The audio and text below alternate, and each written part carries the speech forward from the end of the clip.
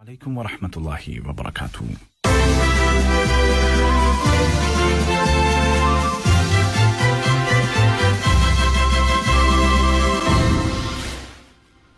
ये Urdu radio Qatar FM 107 है। बाप उबैद ताहिर से आज का पहला नशरिया समात कीजिए। इब्तिदा में पेश खिदमत हैं इस वक्त की अहम सुर्खियां।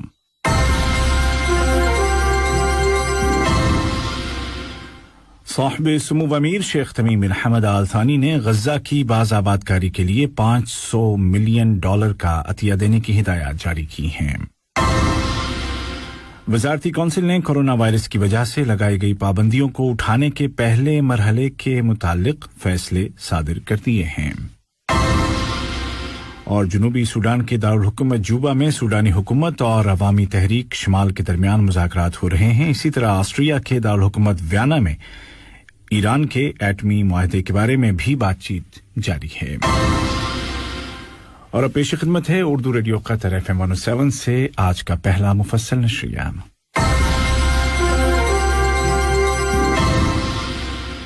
बिस्मिल्लाहिर्रहमानिर्रहीम। फलस्तीनी भाइयों की परेशानियों को कम करने के लिए साहिब सुमू अमीर शेख तमीम बिन हमद आल थानी ने गजा की तामीर नौ के लिए $500 मिलियन का अतिया देने की हिदायत जारी की हैं।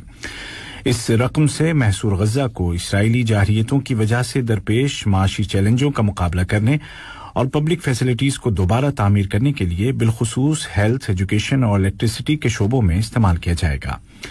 इसके अलावा इसराइली हमलों में तबाह होने वाले घरों को भी दोबारा बनाया जाएगा।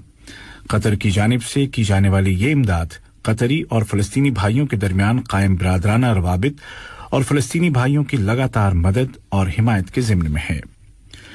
कतर में फलस्तीन के सफीर जनाब मुनीर गन्नाम ने फलस्तीन के हवाले से साहिब सुमू अमीर के मौक़िफ़ों को सराहा और उनका शुक्रिया अदा किया।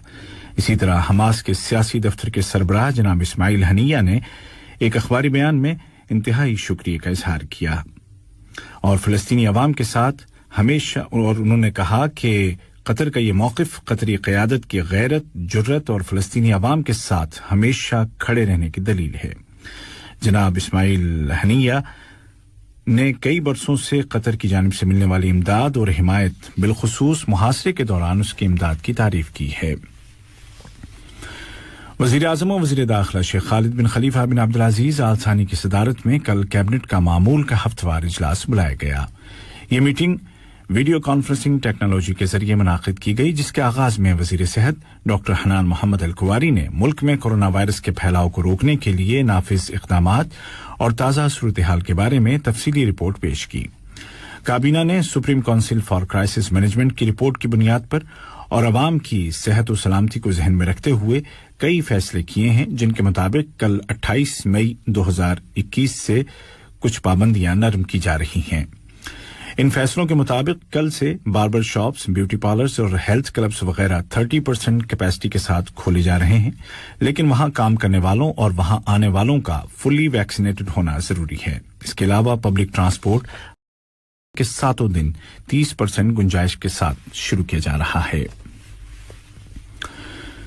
कोविड-19 का मुकाबला करने के लिए बनाए गए नेशनल स्ट्रेटेजिक ग्रुप के सरबराह डॉक्टर अब्दुल लतीफ अल खाल ने कहा है कि इस वायरस के फैलाव को रोकने के लिए लगाई गई तमाम पाबंदियों को मरहलावार उठा लिया जाएगा और कल से मंसूबे के मुताबिक पहले मरहले का आगाज हो जाएगा। लेकिन इसका मतलब ये नहीं कि एहतियाती तदाबीर जैसे फेस मास्क और सोशल डिस्टेंसिंग वगैरह में किसी तरह की लापरवाही बरती जाए।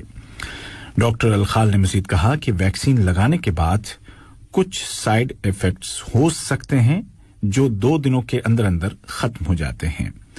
उन्होंने कहा कि ये साइड इफेक्ट्स कितने ही सख्त क्यों न हो, कोरोना वायरस का शिकार होने वाले फर्द को होने वाली तकलीफ से कहीं कम हैं।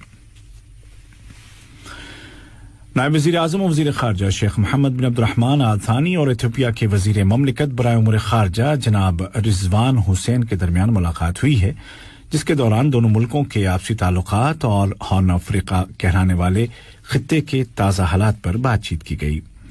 दोनों लीडरों ने इख्तिलाफात को पुरअमन और डिप्लोमेटिक चैनल्स के जरिए हल करने की अहमियत पर भी जोर दिया।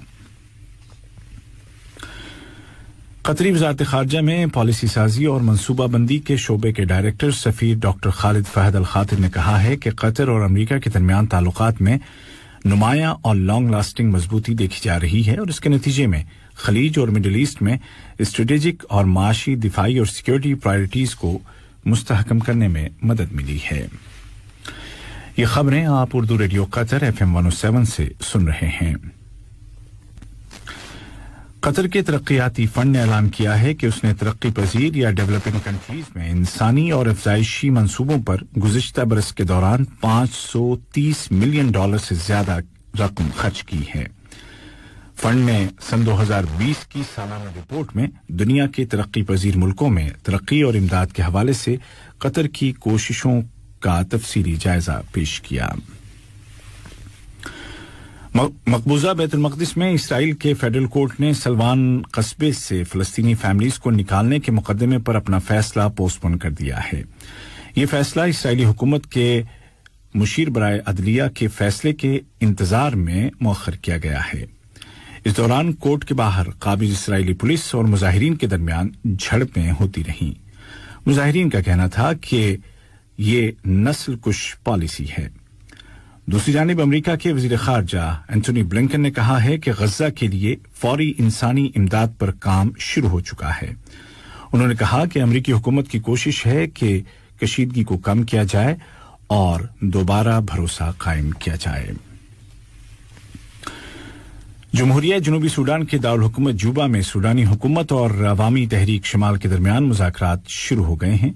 इस बातचीत में दीगर इलाकाई और आलमी वफूद या डेलीगेशंस भी हिस्सा ले रहे हैं। सूडान के वजीर आजम जनाब अब्दुल्ला हमदूक ने इन मुज़ाकरात की अहमियत पर जोर दिया है। ईरान और आलमी एटमी इदारे के दरमियान इस मुआहदे के बावजूद जिसके मुताबिक IAEA को तफ्तीशी कार्रवाइयों का दायरा बढ़ाने की इजाजत दे दी गई है, एटॉमिक एजेंसी के डायरेक्टर जनरल रफाइल ग्रोसी ने ईरान की जानिब से यूरेनियम की अफसूदगी की सतह को बढ़ाने पर तशवीश जाहिर की है। और अमेरिकी पुलिस ने ऐलान किया है कि गल्फ ऑफ कैलिफोर्निया नामी इलाके में होने वाले फायरिंग के एक वाक़े में कम से कम 8 अफराद मारे गए हैं। उर्दू रेडियो कतर FM 107 से आज का पहला नशरिया खत्म होने से कबल इस वक्त की अहम सुर्खियां एक मरतबा फिर सुन लीजिए।